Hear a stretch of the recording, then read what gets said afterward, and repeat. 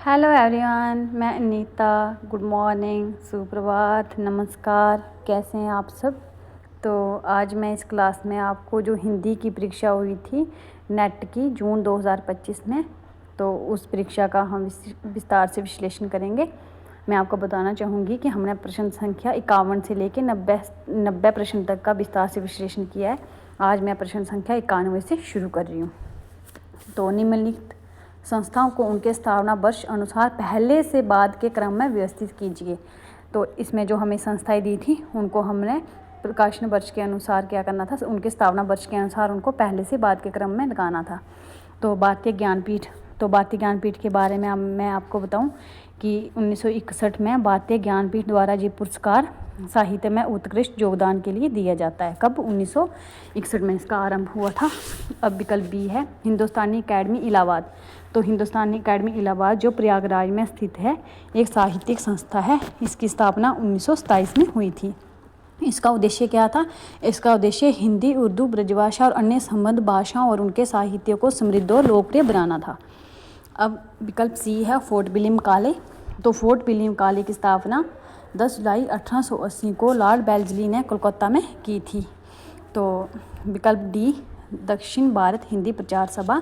तो दक्षिण भारत हिंदी प्रचार सभा की स्थापना महात्मा गांधी ने सन 1918 में की थी। जे भारत में हिंदी के प्रचार प्रसार के लिए की थी, जिसका मुख्यालय चेन्नई में है। अब विकल्प ई है संगीत नाट्य अकादमी। तो संगीत नाट्य अकादमी जे भारत की संगीत, नृत्य और नाटक अकादमी है। इसकी स्थापना 1952 में हुई थी। तो अब हमारे सामने सारे विकल्प जो हैं, अब देखते हैं इसमें से कौन सा विकल्प जो था वो सही है। 1, 2, 3 और 4। तो इसमें विकल्प 4 जो है वो सही है। पहले क्या आएगा? सी वाला आएगा, फोर्ट विलियम कॉलेज जो 10 जुलाई 1880 को लॉर्ड वेल्लेस्ली ने कोलकाता में की थी, उसकी स्थापना, वो आएगा। फिर उसके बाद कौन सा आएगा? उसके बाद आएगा दक्षिण भारत हिंदी प्रचार सभा 1918 की। फिर उसके बाद आएगा हिंदुस्तान अकेडमी इलाहाबाद। तो इसकी स्थापना मैंने आपको बताया 1927 में। फिर उसके बाद आएगा संगीत नाट्य अकादमी, इसकी स्थापना 1952 में। फिर उसके बाद क्या आएगा? लास्ट में भारतीय ज्ञानपीठ पुरस्कार 1961 में। अब देखते हैं प्रश्न संख्या 92। सूची 1 को सूची 2 से सुमेलित करना था। तो सूची 1 में क्या था? जी हमें रचनाएं दी थी और सूची 2 में हमें पंक्तियां दी थी इन रचनाओं की। तो हमने बताना था कि कौन सी पंक्ति किस रचना की है। तो इसमें पहले क्या है? आवारा मसीहा। तो आवारा मसीहा किसकी रचना है? जी विष्णु प्रभाकर द्वारा रचित एक बंगला लेखक शरद चंद्र चट्टोपाध्याय की जीवनी है, जो 1974 में प्रकाशित हुई थी। और बी क्या है? क्या भूलूं क्या याद करूं। तो क्या भूलूं क्या याद करूं किसकी रचना है? ये एक आत्मकथा है, प्रसिद्ध आत्मकथा है। किसकी? हरिवंश राय बच्चन की। विकल्प सी मुर्दैया। तो मुर्दैया किसकी है? डॉक्टर तुलसीराम की आत्मकथा है। ये दलित जीवन पे आधारित है। अब डी है एक कहानी जेबी। ये कहानी जेबी किसकी आत्मकथा है? ये मन्नू भंडारी ने इसमें अपने लेखक के जीवन की कहानी की है। अब देखते हैं इसमें जो ये पंक्ति है कौन सी किस रचना की पंक्ति है। तो आवारा मसीहा की इसमें कौन सी पंक्ति है? इसमें जो 3 नंबर पे है, बाग में पहुंचकर पेड़ों के पास घूमते घूमते वह मानो मन ही मन उनसे विदा लेने लगा। शायद वह सोच रहा था कि अब वापस आना हो या ना हो। तो ये किसके बारे में? शरद चंद्र चट्टोपाध्याय के बारे में। यहाँ पर ए का 3 के साथ हो जाएगा। अब बी का देखते हैं, बी का किसके साथ होगा? क्या भूलूं क्या याद करूं से जो 4 वाला है। लेखक द्वारा अपने को अभिव्यक्त करते हुए मुझे 40 वर्षों से ऊपर हो चुके थे। इतने दिनों में मैं अपने हृदय पर हाथ रखकर कह सकता हूँ, और कलाकार के लिए इससे बड़ी सौगंध नहीं कि मैंने कुछ भी ऐसा नहीं लिखा जो मेरे अंतर से नहीं उठा, जो उसमें नहीं उमड़ा गुमड़ा अनुवादों के मामलों में भी। तो अब सी देखते हैं, सी का किसके साथ आएगा? सी का मुर्दैया जो दलित आत्मकथा थी वो एक के साथ। जब मैं 3 साल का हुआ, गांव में चैची की महामारी आई, मेरे ऊपर गहरा प्रकोप पड़ा। तो अब डी देखते हैं, लास्ट में बचा है एक कहानी जेबी। तो उसमें कौन सा? ये 2 नंबर पे है। लेखन एक अनवरत यात्रा जिसका ना कोई अंत है ना मंजिल, बस निरंतर चलते जाना ही जिसकी अनिवार्यता है, शायद नियति भी। तो यहाँ पर हमारा जो है विकल्प जो 4 वाला है वो सही हो गया इसके अनुसार। तो अब देखते हैं प्रश्न संख्या 93। प्रेम ने मनुष्य को मनुष्य बनाया, भय ने उसे समाज का रूप दिया, अहंकार ने उसे राष्ट्र में संगठित कर दिया। उपयुक्त उदाहरण शेखर एक जीवनी बाग के किस खंड से उद्गृत हैं? तो ये हमने बताना था किससे उदित है। विकल्प ए है उषा और ईश्वर, 2 है बीज और अंकुर, 3 है प्राकृत और पुरुष, 4 है पुरुष और परिस्थिति। तो ये क्या था, ये शेखर एक जीवनी ये अज्ञेय का एक मनोविश्लेषणात्मक उपन्यास है जो 2 भागों में है। प्रथम भाग का प्रकाशन कब हुआ था, 1941 में, और दूसरे भाग का प्रकाशन 1944 में हुआ था। तो ये इसमें हमने बताने थे ये कितने भागों में, ये 4 भागों में। पहले जो पहला उधर जहाँ पर शेखर एक जीवनी भाग 1 के भी 4 खंड हैं और शेखर एक जीवनी भाग 2 के भी 4 खंड हैं। तो इसमें हमने क्या बताना था कि जो ये पंक्तियाँ हमें दी हैं ये किस खंड से हैं। तो ये किससे हैं, ये हैं 4 पुरुष और परिस्थिति से। किससे हैं, 4 पुरुष और परिस्थिति से। सॉरी, जहाँ पर विकल्प ए था उषा और ईश्वर से हैं जी। प्रेम ने मनुष्य को मनुष्य बनाया, भय ने उसे समाज का रूप दिया, अहंकार ने उसे राष्ट्र में संगठित कर लिया। तो ये पंक्तियाँ किससे हैं, ये यहाँ पर विकल्प ए उषा और ईश्वर से हैं। अब क्लियर हो गया होगा आपको। तो अब देखते हैं प्रश्न संख्या 94। अज्ञेय की निम्नलिखित कहानियों को उनके प्रकाशन वर्ष के अनुसार पहले से बाद के क्रम में व्यवस्थित करें। तो अज्ञेय की हमें कहानियाँ दी थी, तो इनको हमने देखना था पहले से बाद के क्रम में। तो पहले देखते हैं कि अज्ञेय की जो कहानी है इनका प्रकाशन वर्ष। तो गैंग्रीन कहानी किसकी है, अज्ञेय की है। तो इसका प्रकाशन वर्ष 1934 है। बी जयदोल, तो जयदोल का कब है, 2012 की है। सी हिली बोन की बतखें, तो इसका कब है, 1947।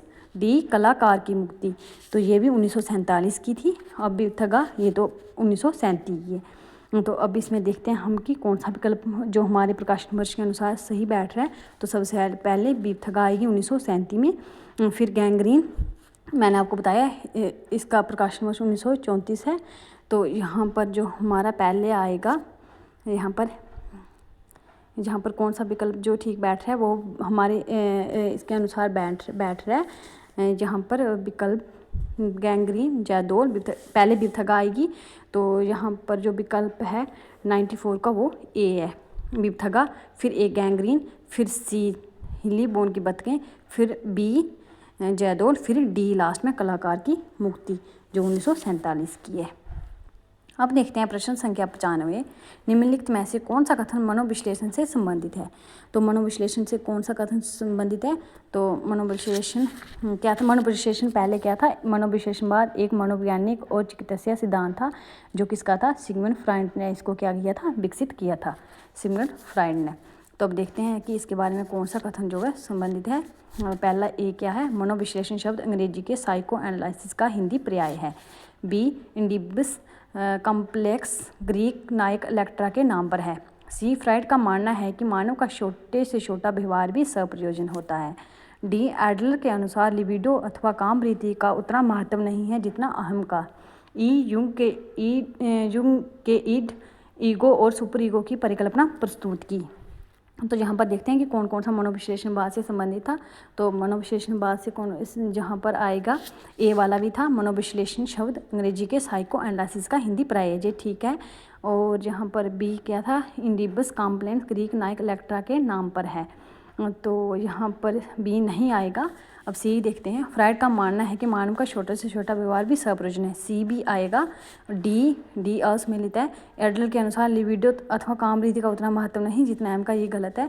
यहाँ ये ठीक है डी जहाँ पर, और ई जो है वो असम्मिलित है। युंग ने ईट ईगो और सुपर ईगो की परिकल्पना की थी, ये नहीं आएगा डी, इसमें आएगा ए सी और डी। तो आशा करती हूँ कि आपको क्लियर हो गया होगा। मनोविश्लेषण शब्द अंग्रेजी के साइको एनालिसिस का हिंदी पर्याय है, एक ये आएगा। एक आएगा फ्राइड का मानना है कि मानव का छोटे से छोटा व्यवहार भी सप्रयोजन है, एक सी आएगा। और क्या आएगा, डी आएगा। एडल के अनुसार लिबिडो अथवा कामरीति का उतना महत्व नहीं है जितना अहम का है। अब देखते हैं प्रश्न संख्या 96। पद्मावत के संदर्भ में आचार्य रामचंद्र शुक्ल की निम्नलिखित टिप्पणी को सही क्रम में व्यवस्थित कीजिए। तो पद्मावत जो एक सूफी रचना है मलिक मोहम्मद जैसी की, जो 1540 में रचित एक महाकाव्य है, जिसमें राजा रतन सेन और सिंगलदीप की राजकुमारी पद्मावती की प्रेम कहानी है। उसके बारे में हमने बताना था कि आचार्य रामचंद्र शुक्ल ने क्या कहा है। तो ए पढ़ते हैं, ईश्वर न्याय करने बैठेगा और अपने अपराधों के कारण सारे प्राणी थर थर कांपेंगे। तो क्या ये सही था, तो इसमें ये इनको हमने क्या करना था, इनको हमने क्रम में व्यवस्थित करना था। ये शुक्ल ने जो कथन कहे हैं ये तो सही है, शुक्ल ने कहा है, लेकिन इसको हमने क्या करना था, क्रम में लगाना था। अब सारे पढ़ लेते हैं। इसमें इस्लामी की महजबी किताबों के अनुसार क़यामतों के दिनों का लंबा चौड़ा वर्णन है। सी, सारे जीव जंतु और फरिश्ते भी अपना जीवन समाप्त करेंगे। डी, जायसी के 2 ग्रंथों की अपेक्षा इसकी रचना बहुत निम्न कोटि की है। ई, किस प्रकार जल प्रलय होगा, सूर्य बहुत निकट आकर पृथ्वी को तपाएगा। तो यहाँ पर जो पहले आना था वो कौन सा आना था, डी, जायसी के 2 ग्रंथों की अपेक्षा इसकी रचना बहुत निम्न कोटि की है, यहाँ पर ये आना था। फिर उसके बाद आना था बी वाला, इसमें इस्लाम की महजबी किताबों के अनुसार क़यामत के दिनों का लंबा चौड़ा वर्णन है। फिर ई आना था, किस प्रकार जल प्रलय होगा, सूर्य बहुत निकट आकर पृथ्वी को तपाएगा। फिर सी आना था, सारे जीव जंतु और फरिश्ते भी अपना जीवन समाप्त करेंगे। फिर लास्ट में ए आना था, ईश्वर न्याय करने बैठेगा और अपने अपराधों के कारण सारे प्राणी थरथर कांपेंगे। तो आशा करती हूँ कि आपको अच्छे से समझ में आया होगा। और कहीं पर अगर आपको कन्फ्यूज़न हो रही होगी तो आप मुझे कमेंट में पूछ सकते हैं। अब देखते हैं प्रश्न संख्या 97। बाल मुकुंद गुप्त द्वारा रचित शिव शंभु के चिट्ठे में उल्लेखित निम्नलिखित चिट्ठों का सही क्रम क्या था। तो बाल मुकुंद गुप्त द्वारा रचित जो शिव शंभु के चिट्ठे निबंध था उनका हमने, जो उसमें शीर्षक थे उनका क्या करना था, हमने सही क्रम लगाना था। तो ए क्या था, बनाम लाड कर्जन, बी बंग विशेर, सी बैसराय का कर्तव्य, डी सर सैयद अहमद का खत और ई लॉर्ड मिंटो का स्वागत। तो इसमें बाल मुकुंद गुप्त के जो चिट्ठे 1903 से 1905 के बीच भारत मित्र में प्रकाशित हुए थे, उनको हमने क्या करना था, सही क्रम लगाना था। तो यहाँ पर हमारा कौन सा विकल्प सबसे पहले कौन सा आना था, सबसे पहले आना था ए बनाम लॉर्ड कर्जन। फिर कौन सा आना था, फिर आएगा सी बैसराय का कर्तव्य, फिर बी आएगा बंग विशेर, फिर ई आएगा लॉर्ड मिंटो का स्वागत और लास्ट में क्या आना था, सर सैयद अहमद खान का खत। अब देखते हैं प्रश्न संख्या 98। निम्नलिखित में से कौन सी पंक्तियां अमीर खुसरो द्वारा रचित हैं। तो अमीर खुसरो की हमने पंक्तियां बतानी थी। हम देखते हैं विकल्प ए, एक नार पिया को बानी, तन बाको सगरा यूं पानी। बी, सुनी सेज पिय साली रे, पिय बिनु गर मोए आजी। सी, एक नार ने अचरज किया, सांप मार पिंजरे में दिया। डी, अग्नि जो लागी नीर में कंदो जलिया जारी। ई, चाम मास बांके नहीं नेड़, हाड़ हाड़ में बांके शेद। तो यहाँ पर कौन सा जो था विकल्प वो सही था, कौन कौन सी पंक्ति जो वो अमीर खुसरो की है। यहाँ पर ए भी है, एक नार पिया को बानी, तन बाको सगरा यूं पानी, ये तो है ही, ए तो आना था। अब ए किस में है, विकल्प सी और विकल्प डी में। अब देखते हैं बी वाला, सुनी सेज पिय साली रे, पिय बिनुगर मोए आजी। ये नहीं है, अमीर खुसरो की पंक्ति ये नहीं है, तो बी नहीं आना था। तो यहाँ से क्लियर हो जाता है कि हमारा जो विकल्प है वो सी सही है। अब आगे देखते हैं सी वाला, एक नार ने अचरज किया, सांप मार पिंजरे में दिया। ये भी है अमीर खुसरो की, तो सी वाला भी ए और सी क्लियर हो गया। अब डी वाला देखते हैं, अग्नि जो लागी नीर में कंदो जलियां जारी। ये नहीं है, डी नहीं है। अब ई देखते हैं, चाम मास बांके नहीं नेड़, खाड़ हाड़ में बांके शेद। तो ये भी है। तो इसके अनुसार हमारा विकल्प जो है वो 3 वाला सही है, ए, सी और ई। अब देखते हैं प्रश्न संख्या 99। मुद्दा आत्मकथा को तुलसी राम ने विभिन्न उपशीर्षकों में विभाजित किया है। इन उपशीर्षकों का सही क्रम क्या है। तो मुद्दा आत्मकथा जो किसकी है, डॉक्टर तुलसी राम की एक दलित आत्मकथा है। तो इसमें पहले कितने शीर्षक हैं, 7 उपशीर्षक हैं।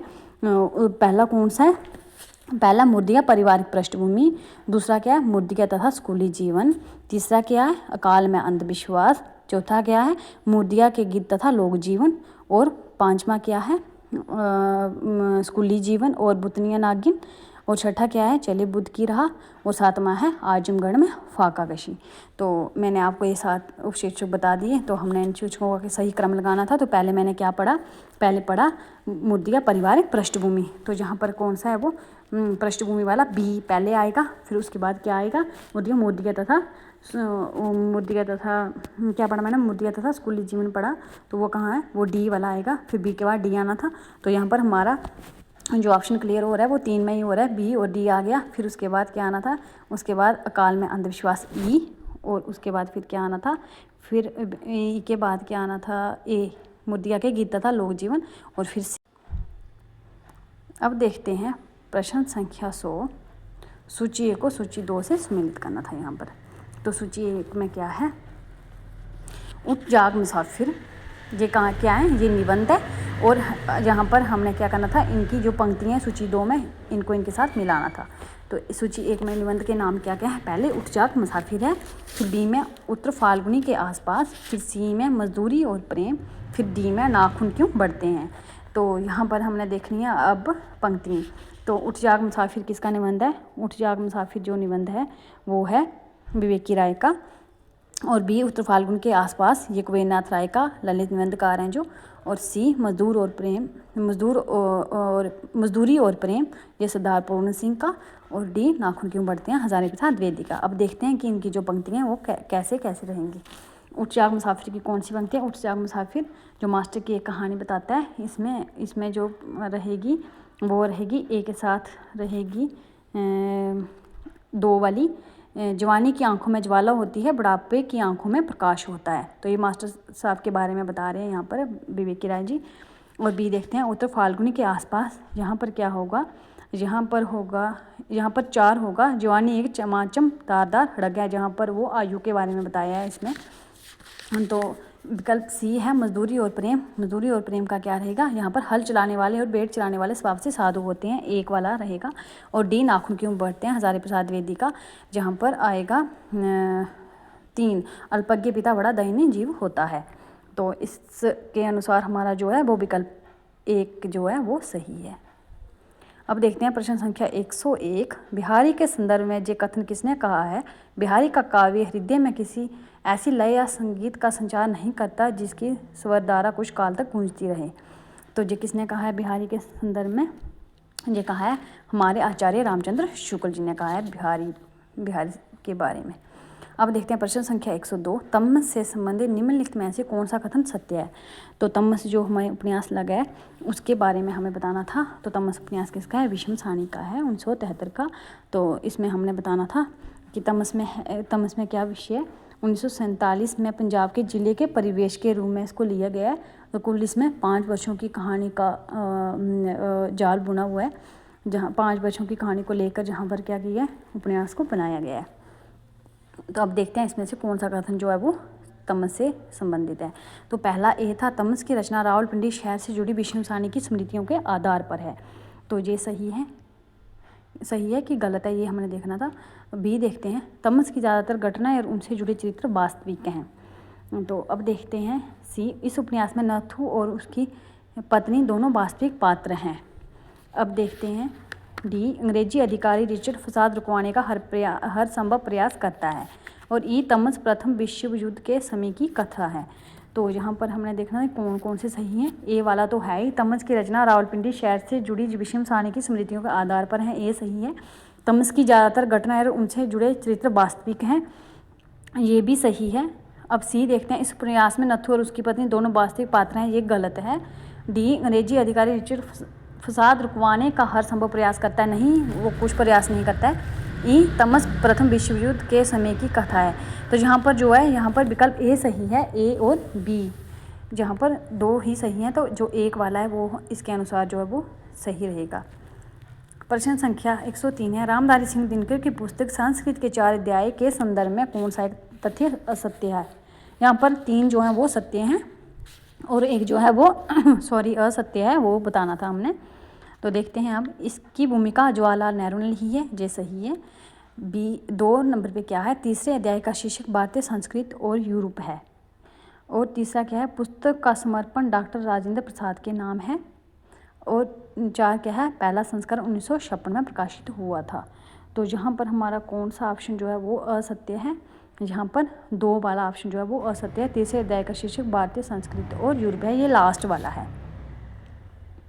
अब देखते हैं प्रश्न संख्या 104, नागरिक पंचानन सभा के संदर्भ में आचार्य रामचंद्र शुक्ल का अभिमत है।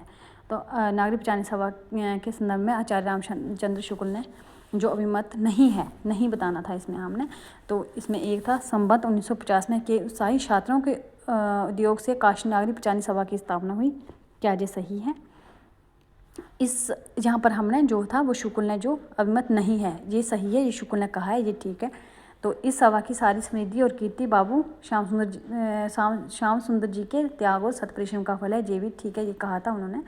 इसके प्रथम सभापति बातेंदु के फुफेरे बाई बाबू राधा कृष्ण दास हुए, ये भी सही है। और 4 वाला क्या है, नागरी पंचाननी पत्रिका की प्रारंभिक संख्या को यदि हम निकाल कर देखें तो उसमें अनेक विषयों के लेखों के अतिरिक्त कहीं भी कविताएं नहीं मिलती। तो 4 वाला जो है वो यहाँ पर रामचंद्र शुक्ल ने नागरी पंचाननी सभा के संदर्भ में नहीं कहा है, तो यही हमारा विकल्प जो है वो सही है, क्योंकि हमें नहीं पूछा था। अब प्रश्न संख्या 105 है, बीजक में संकलित रमैनियाँ किस शब्द में लिखी गई हैं? तो बीजक किसका संग्रह है? ये धर्मदास जी जो कबीर के शिष्य थे, तो उन्होंने इसका किया था, कबीर की रचनाओं का इसमें संकलन किया था। बीजक में साखी, शब्द और रमैनी जो कबीर की 3 रचनाएं थी, तो यहाँ पर हमने उन रमैनियों किस छंद में लिखी गई हैं उसके बारे में बताना था। तो वो हैं चौपाई में, यहाँ पर जो 3 वाला था वो सही हो जाएगा चौपाई छंद में। तो चौपाई छंद क्या होता है? चौपाई छंद में 4 चरण या पद होते हैं, जिसमें प्रत्येक चरण 16-16 मात्रा का होता है। और बीजक संग्रह में साखी, शब्द, रमैनी जी मैंने आपको बताया, जो उनके शिष्य धर्मदास उन्होंने इसको संकलित किया था। तो साखी की भाषा क्या थी? जे राजस्थानी पंजाबी मिली खड़ी बोली थी, और शब्द की ब्रज भाषा और पूर्वी बोली, और रमैनी की भी ब्रज भाषा और पूर्वी बोली। अब देखते हैं प्रश्न संख्या 106, निम्नलिखित में से कौन सी पंक्तियाँ प्रताप नारायण के निबंध शिवमूर्ति से संबंधित हैं?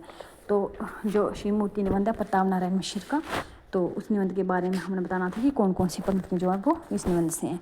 तो ये क्या है, चारों ओर आंख उठाकर देखिए तो बिना काम करने वालों की ही चारों ओर बढ़ती है। ये सही था कि गलत था, ये देखते हैं लास्ट में। ये मोतियाँ किस प्रकार के स्मृति चिन्ह हैं? इस दरिद्र देश के बहुत से धन की एक डेयरी है जो किसी काम नहीं आ सकती। सी, उनके साथ जिस प्रकार का जितना संबंध हम रख सकें उतना ही हमारा मन, बुद्धि, शरीर, संसार परमार्थ के लिए मंगल है। डी, पश्चिमी सभ्यता मुख मोड़ रही है, वह एक नया आदर्श देख रही है, अब उसकी चाल बदलने लगी है। ई, मूर्ति बहुधा पाषाण की होती है, जिसका प्रयोजन ये है कि उनसे हमारा दृढ़ संबंध है। तो यहाँ पर हमने देखा था कि कौन कौन सा जो है वो सही है। तो शिव मूर्ति जो निबंध था वो प्रताप नारायण मिश्र का 1883 में उनकी ब्राह्मण पत्रिका में प्रकाशित हुआ था। तो शिव मूर्ति निबंध के बारे में अब देखते हैं कि कौन कौन से कथन जो है वो सही हैं। चारों ओर आंख उठाकर देखिए तो बिना काम करने वालों की ही चारों ओर बढ़ती है, तो यहाँ पर ए नहीं होगा।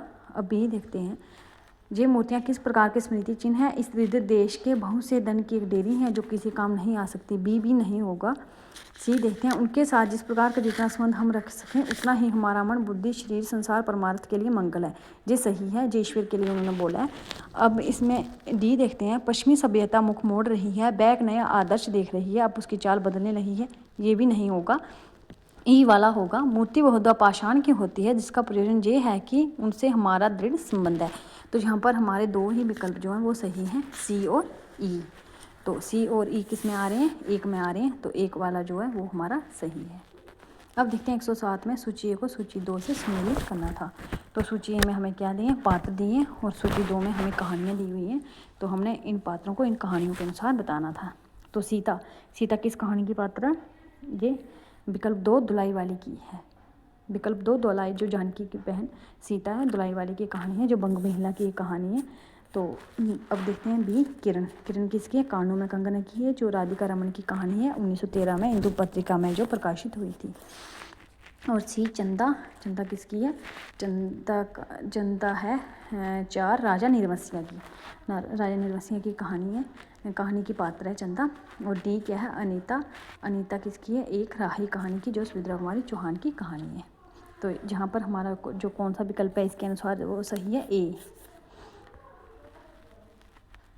एक जो है वो सही है। 108 प्रश्न देखते हैं अब। एक तरफ देखा जाए तो परिंदे की लतिका की समस्या स्वतंत्रता या मुक्ति की समस्या है। अतीत से मुक्ति, स्मृति से मुक्ति, उस चीज़ से मुक्ति जो हमें चलाई चलती है और अपने रेले में हमें घसीट ले जाती है। ये कथन किस आलोचक का है? तो ये किसका है? विकल्प ए, राजेंद्र यादव का, 2 सुरेंद्र चौधरी का, 3 देवशंकर अवस्थी का, 4 नामवर सिंह का। तो ये किसने कहा था? नामवर सिंह ने कहा था। तो ये किसकी रचना है? परिंदे कहानी निर्मल वर्मा की प्रसिद्ध कहानी संग्रह जो 1960 में उनकी जो इनकी कहानी जो है वो 1958 की है, लेकिन इनका जो कहानी संग्रह 1960 में प्रकाशित हुआ था, सबसे पहला जो उनका कहानी संग्रह 1960 में प्रकाशित हुआ था उसमें ये कहानी परिंदे संकलित है। तो परिंदे का नाम भी कहानी का नाम भी परिंदे और कहानी संग्रह का नाम भी परिंदे। तो ये किसकी है? ये है निर्मल वर्मा की कहानी। तो ये यहाँ पर हमारा जो है विकल्प 4 वाला वो सही है, नंबर सिंह। अब देखते हैं प्रश्न संख्या 109। हरि बोल की निम्नलिखित रचनाओं के संबंध में कौन सा एक कथन असत्य है? तो कौन सा कथन है इसमें हरि बोल की रचनाओं के संबंध में हमने बताना था जो सुमेलित नहीं है? एक है, अकबर के समय में गंग कवि ने छंद बंधन की कीर्ति नामक एक काव्य पुस्तक खड़ी बोली में लिखी थी। 2 है, संबंध 1798 में राम प्रसाद निरंजनी ने बाया जोग विशिष्ट नामक ग्रंथ खड़ी बोली में लिखा। 3 है, खड़ी बोली में लिखित पहला महाकाव्य हरिओंद कृत प्रिय प्रवास है। 4 है, लल्लू लाल विरचित प्रेम सागर खड़ी बोली की आरंभिक रचनाओं में परिगणित है।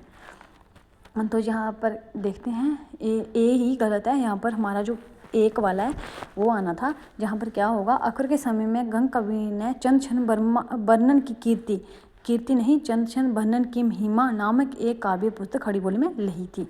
तो यहाँ पर वर्णन की कीर्ति नहीं महिमा आना था। तो जो पहला ही जो हमारा कथन था वो गलत था, तो वही हमें पूछा था, तो इस कारण हमारा जो उत्तर है वो एक है।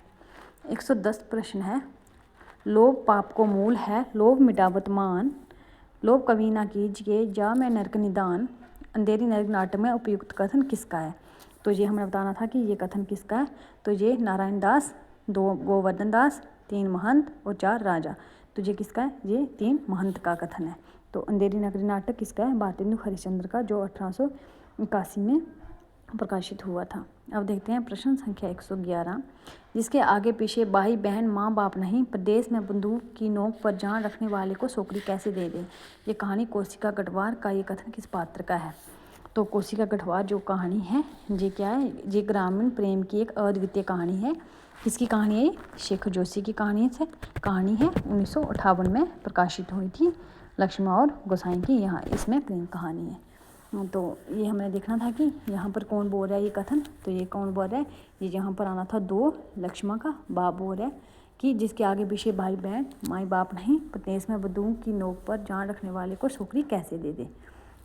तो कौन था वो 2 लक्ष्मण का बाप। यहाँ पर जो 2 आंसर है वो सही है। अब देखते हैं प्रश्न संख्या 112। दलित आंदोलन से संबंधित निम्नलिखित में से कौन सा तथ्य सत्य है? जो दलित आंदोलन हुआ था उसके बारे में हमने बताना था कि कौन कौन से कथन जो है वो सत्य है। अब देखते हैं ए, महात्मा फुले ने 1963 में सत्यशोधक समाज की स्थापना की थी। तो क्या ये सही है? ये देखना था। अब 2 क्या है? बी क्या है? 1913 में गुजरात विधानसभा ने दलितों के लिए सार्वजनिक सुविधाओं और संस्थाओं के उपयोग का समान अधिकार दिलाने के लिए प्रस्ताव पारित किया था। तो सी क्या है? डॉक्टर अंबेडकर के नेतृत्व में दलितों ने साइमन कमीशन का समर्थन किया, ये सही है। और डी क्या है? गोल मेज सम्मेलन में अंबेडकर ने दलितों के लिए पृथक निर्वाचन मंडल की मांग की थी, ये नहीं है। और यहाँ पर गांधी जी सिद्धांत पृथक निर्वाचन मंडल के समर्थक थे, तो डी भी सही है। यहाँ पर क्या क्या आना था? सी और डी आना था। यहाँ पर हमारा विकल्प है जो वो 4 है, यहाँ पर आना था एक सी और डी। डॉक्टर अंबेडकर के नेतृत्व में दलितों ने साइमन कमीशन का समर्थन किया, ये सही है। और डी क्या है इसमें? डी यहाँ पर आएगा, गोलमेज सम्मेलन में अंबेडकर ने दलितों के लिए पृथक निर्वाचन मंडल की मांग की थी। सी और डी कहाँ पर आ रहे हैं? 4 में आ रहे हैं। तो इस कारण जो हमारा विकल्प है वो कौन सा सही है? 4, सी और डी जिसमें आ रहे हैं। अब देखते हैं प्रश्न संख्या 113। उसमें भीतर से प्रेम का ईश्वरीय स्वरूप झांक रहा है, केवल झांक रहा है, निर्लजता के साथ पुकारिया करा नहीं रहा है। कहानी उसने कहा था के संबंध में ये टिप्पणी किसकी है? तो ये किसने कहा था? ये विकल्प ए मधुरेश, विकल्प 2 नावर सिंह, विकल्प 3 विजय देव नारायण शाही, विकल्प 4 रामचंद्र शुक्ल। तो ये किसका था? ये कथन चंद्रधर शर्मा गुलेरी की जो कहानी है उसने कहा था के विषय में रामचंद्र शुक्ल का कथन है। तो चंद्रधर शर्मा गुलेरी की कहानी उसने कहा था जो सरस्वती पत्रिका में 1915 में प्रकाशित हुई थी। तो इसके बारे में मैंने बताया आपको कि ये रामचंद्र शुक्ल ने कहा था। अब 114 है, निम्नलिखित काव्य आंदोलनों को पहले से बाद के क्रम में व्यवस्थित कीजिए। तो ये हमें काव्य आंदोलन दिए तो हमने इनको प्रकाशन वर्ष के अनुसार पहले से बाद के क्रम में लगाना था। ए क्या है? नई कविता। 2 हालावाद। 3 सी प्रगतिवाद। डी प्रयोगवाद और ई अकविता। तो यहाँ पर हम देखते हैं पहले हालावाद की शुरुआत कब हुई थी कि 1933 से 1936 तक से मानी जाती है हालावाद की। हालावाद के प्रवर्तक कौन थे? हालावाद के प्रवर्तक हरिवंश रायबच्चन थे।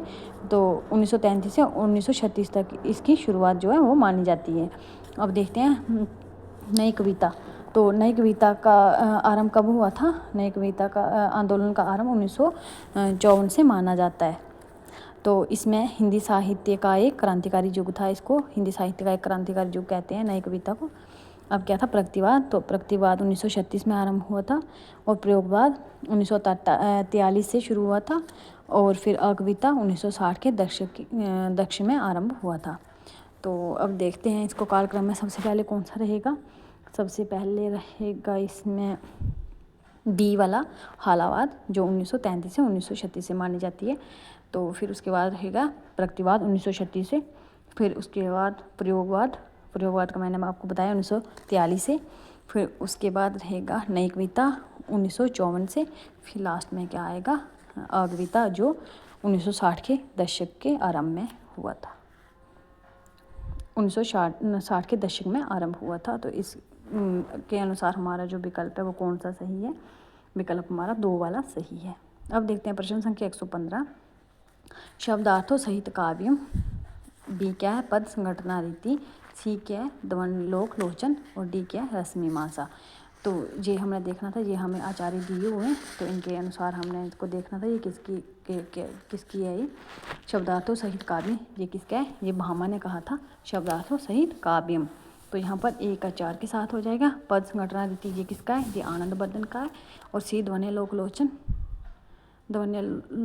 शब्दार्थों सहित काव्य ए का 4 के साथ और बी का एक आनंद बर्धन के साथ और सी का ध्वनि लोक लोचन 2 के साथ अभिनव गुप्त और डी का रामचंद्र शुक्ल 3 के साथ। तो इसके अनुसार जो है हमारा जो विकल्प वो 3 वाला सही बैठ रहा है। अब देखते हैं प्रश्न संख्या 116। उदंत मार्तंड का प्रकाशन। यहाँ पर हमने क्या देखना था? सूची 1 को सूची 2 से सम्मिलित करना था। सूची 1 में हमें क्या दिए? हमें ये पत्रिकाएं दी हैं और सूची 2 में हमें इनका प्रकाशन वर्ष दिया है तो हमने इसको इसके साथ मिलाना था। तो पहले क्या था ए में? उदंत मार्तंड का प्रकाशन। तो उदंत मार्तंड जो पत्रिका पंडित जुगल किशोर शुक्ल ने इसका जो संपादन किया था, जो भारत का पहला हिंदी समाचार पत्र था। तो इसकी स्थापना कब हुई थी? इसको कब प्रकाशित किया था? ये विकल्प 3 के साथ आएगा 1826 में। तो बी वाला सरस्वती पत्रिका का प्रकाशन कब हुआ था? 1900 में। और सी क्या था? हिंदी साहित्य सम्मेलन प्रयाग की स्थापना। तो इसकी स्थापना कब हुई थी? इसकी स्थापना हुई थी 16 जुलाई 1893 को हुई थी।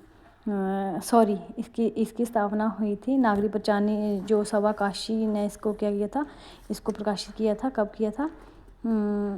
इसका देखते हैं। इसको 1910 में किया था। ये हमारे पास है एक पे है 1910।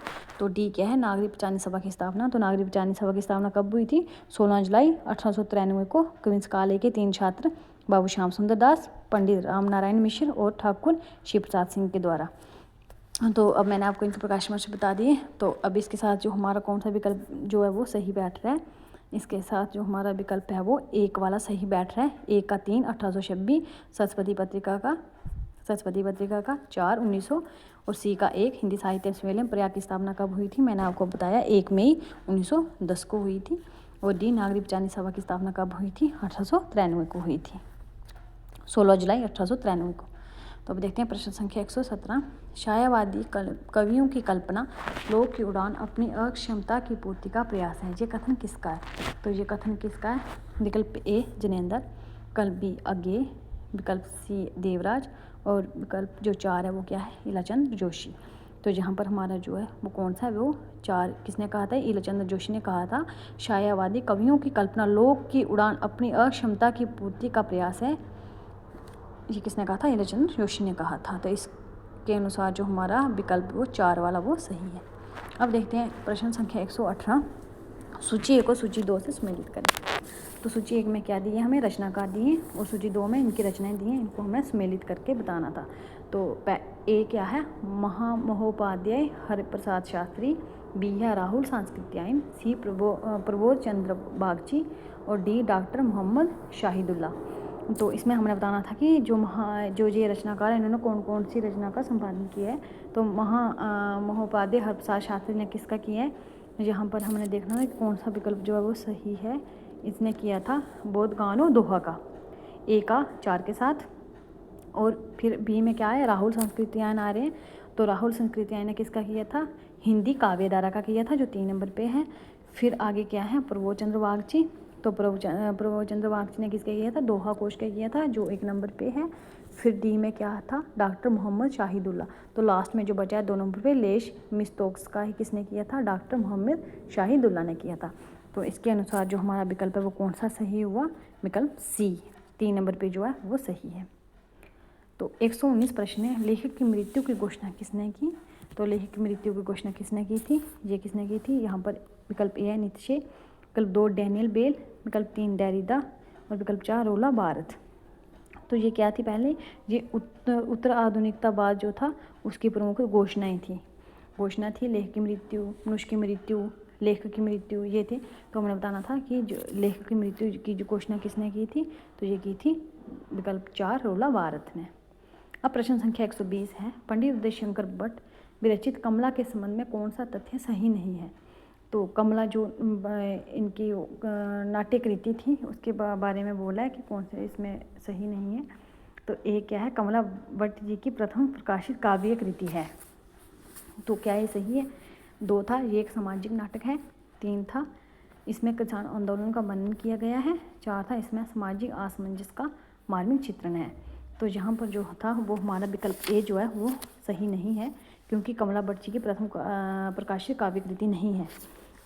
कौन सी है उनकी पहली काव्य कृति, इनकी है 1931 में उनको जो पहला काव्य संग्रह तक्षशिला था, क्या था, तक्षशिला था 1931 में। तो इस कारण जो हमारा विकल्प 1 है वो तथ्य सही नहीं है। 2 भी सही है, क्योंकि जो कमला है ये एक सामाजिक नाटक है और इसमें किसान आंदोलन का वर्णन हुआ है और इसमें सामाजिक असमंजस का मानवीय चित्रण है। तो आज हम यहाँ तक 120 प्रश्न तक ही क्लास रखते हैं। इसके आगे में 30 प्रश्न जो बचे हैं वो दूसरी क्लास में, नेक्स्ट क्लास में करूँगी। तो आपको अगर अच्छी लगे मेरी क्लास तो आप प्लीज़ लाइक शेयर और सब्सक्राइब भी करें। Thank you, bye bye, take care.